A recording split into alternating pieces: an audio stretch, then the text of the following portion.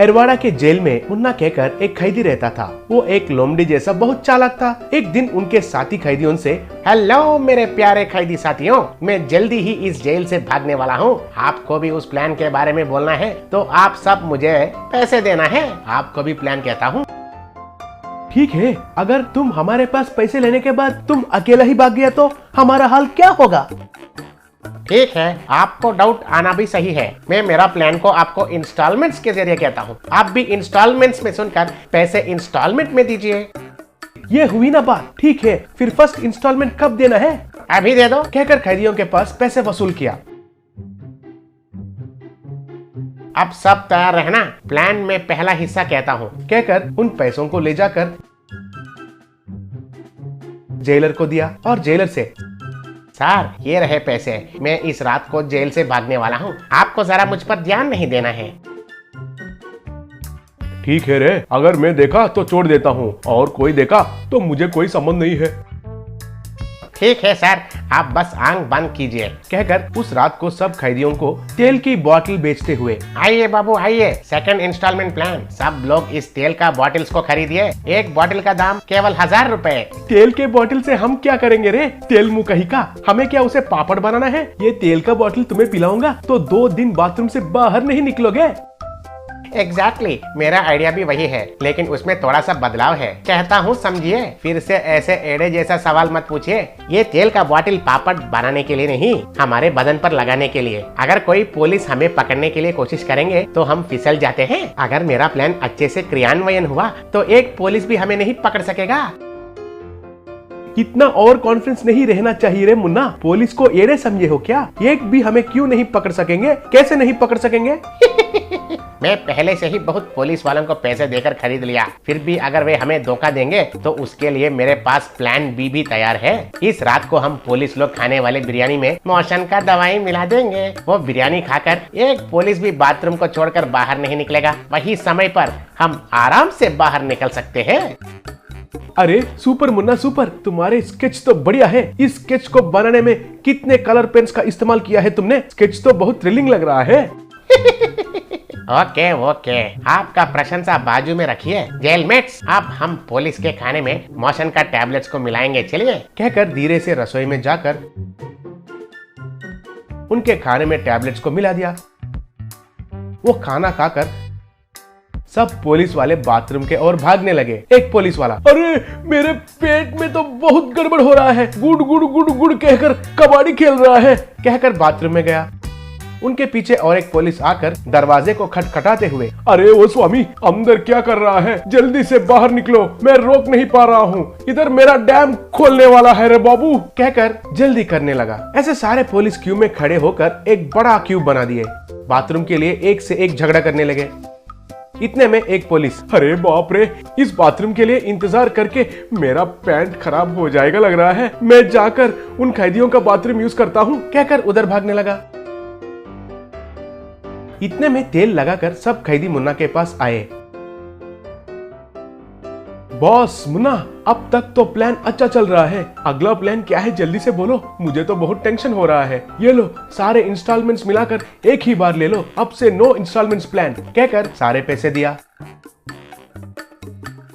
ये देखकर बाकी के कैदी भी मुन्ना को पूरे पैसे दे दिए। वो सारे पैसे एक शर्ट में बांधकर जेल के ऊपर एक पाइप को पकड़कर ऐसे धीरे जाने लगा। उसके पीछे सारे कैदी भी जाने लगे। इतने में उनको देखकर, अरे ये कैदी सब भाग रहे हैं रे, कहकर चिल्लाया। अरे अब मैं उनको पकड़ने का पोजीशन में नहीं हूँ, मेरे दोनों हाथ मेरे पैंट को आगे पीछे पकड़कर बिजी है, मुझे छोड़ दो, कहकर बाथरूम के पास ही इंतजार करने लगा। इतने में कुछ पुलिस आकर पाइप पर भाग रहा मुन्ना पर गन्स निशाना लगाकर, मिस्टर मुन्ना शिष्टापूर्वक अपने आप को हवाले करो, नहीं तो तुम्हें शूट कर देंगे। तब मुन्ना उनका शर्ट में बांधा पैसों को नीचे फेंका। तब पैसे बारिश जैसे गिरने लगे। उन पैसों को देखकर पुलिस ऐसे ही रह गए। कुछ पुलिस तो उनको इकट्ठा करने लगे। तब मुन्ना और कुछ कैदी जेल से खुशी से भाग गए। Mini money vehicles. रघुपति नाम का एक धनवान रहता था। वो हर सुबह उठते ही तुरंत अपना अलमारा खोलकर माँ लक्ष्मी माता मुझे आशीर्वाद दो कहकर उसमें रहे पैसे और सोना गिनकर हम माँ कहकर सोचता था।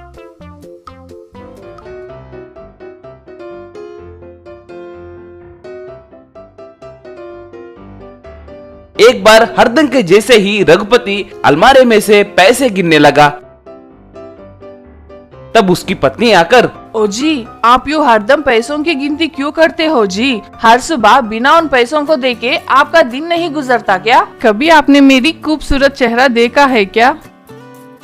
सुबह सुबह तुम्हारा मुंह देखने से मुझे क्या मिलेगा री, मगर पैसों को देखूं तो मेरे दिल को तसल्ली मिलेगी। ऐसे आदतों के वजह से ही पिछली बार नौकर चोरी करने के लिए कोशिश किया था। हम खुशकिस्मत थे जो हमारे पैसे चोरी नहीं हुए। अगर गए होते तो हमारी स्थिति क्या होती थी, सोचा है क्या आपने? अब झगड़ा क्यों कर रही हो? इस बार नौकर को हम दोनों उसके बारे में पूछताछ करके ही काम पे रखेंगे, ठीक है क्या? उसी गांव में बंटी नाम का एक मासूम व्यक्ति रहता था। एक बार काम ढूंढते हुए बंटी रघुपति के घर आया। श्रीमान, माँ नमस्कार, मेरा नाम बंटी है। मुझे पता चला है कि आपके घर में नौकर की जरूरत है। क्यों रे, एक बार इसका हिसाब देखो। माफ कीजिए सब, मैं गिनती करना नहीं जानता हूँ। रघुपति तुरंत अपनी पत्नी की ओर देखकर, ये क्या री, ये तो बहुत मासूम आदमी लग रहा है, ये हमें जरूरत है क्या? रुकिए जी, हम दोनों के पास काम करने के लिए यही सही है। वो नहीं री, ऐसे कुछ कहने ही वाला था। आप रुकिए जी, पिछली बार होशियार आदमी है कहकर उसे काम पे रखे थे। वो अपनी होशियारी चोरी करने में दिखाया है ना, हमारे लिए यही सही है जी। कहकर बंटी, कल से मालिक के साथ रहते हुए उनके कहे जैसे करो, कल से ही काम करने आ जाओ। ऐसे बंटी रघुपति के घर में काम पे लग गया। अगले दिन रघुपति हरदम के जैसे ही नींद से उठकर अलमारा खोलकर पैसे सोना गिनने लगा।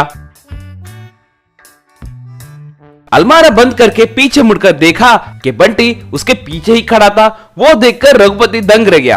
रे छी निकम्मे, मुझे डरा दिए हो ना। वैसे तुम यहाँ क्या कर रहे हो? ये क्या जी, माँ जी ने कहा था ना कि आपके साथ रहकर आपका पीछा करने के लिए, इसीलिए मैं आपका पीछा कर रहा हूँ।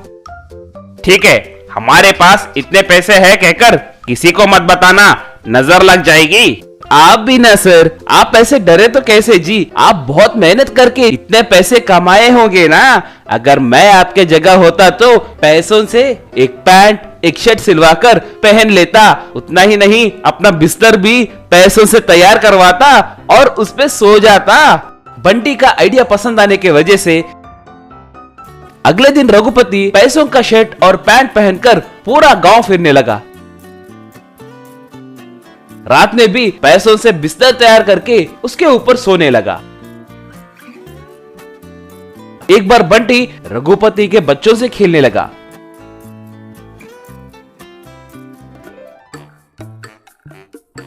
बंटी घर में रहे बेकार के कागज को लेकर नाव एरोप्लेन तैयार करके बच्चों को देने लगा और वो उनसे अच्छे से खेलने लगे। रे बंटी, पूरे पेपर्स खत्म हो गए हैं रे। अब कैसे? मुझे और खेलने का मन कर रहा है। मुझे और मिनी व्हीकल्स चाहिए। ठीक है, मैं देख कर आता हूँ। इतने में रघुपति को एक फोन कॉल आया। फोन में, सर, इंटेलिजेंस वाले आपके घर में तहकीकात करने आ रहे हैं, पैसे छुपा कर रखिए। तुरंत रघुपति पैसों को एक बोरी में भरकर रे बंटी बंटी कहकर उसे बुलाया। बोलिए मालिक कहकर भागते हुए आया। रे, इस बोरी को लेकर तुरंत यहाँ से चले जाओ रे। इस बोरी में क्या है साहब? कुछ नहीं, बेकार के कागज है बस। पहले तुम यहाँ से जाओ। बंटी तब उस बोरी को लेकर उन बच्चों के पास आकर, टाटा, ये देखो मैं तुम्हारे लिए कितने कागज लाया हूँ। देखिए अब मैं इनसे कितने बोट्स तैयार करूंगा। कहकर बोरी में से पैसे निकालकर बोट, एरोप्लेन, कार जैसे मिनी व्हीकल्स तैयार करने लगा और बच्चा उनसे खेलने लगा। इतने में पुलिस वाले आकर रघुपति के घर में छानबीन करने लगे, मगर उन्हें कहीं भी पैसे नहीं मिलने के कारण सॉरी सर, शायद हमें किसी ने गलत जानकारी दिया है। आपको तकलीफ देने के लिए हमें माफ कीजिए। कहकर वहां से जाने ही वाला था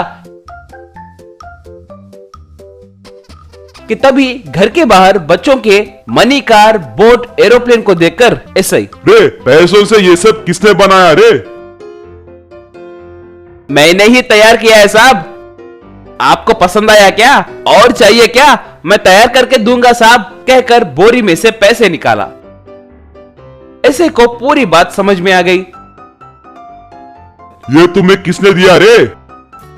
हमारे मालिक ने हमें दिया है सर। ऐसे को पूरी बात समझ में आ गई और वो रघुपति को तुरंत अरेस्ट करके जेल में डाल दिया।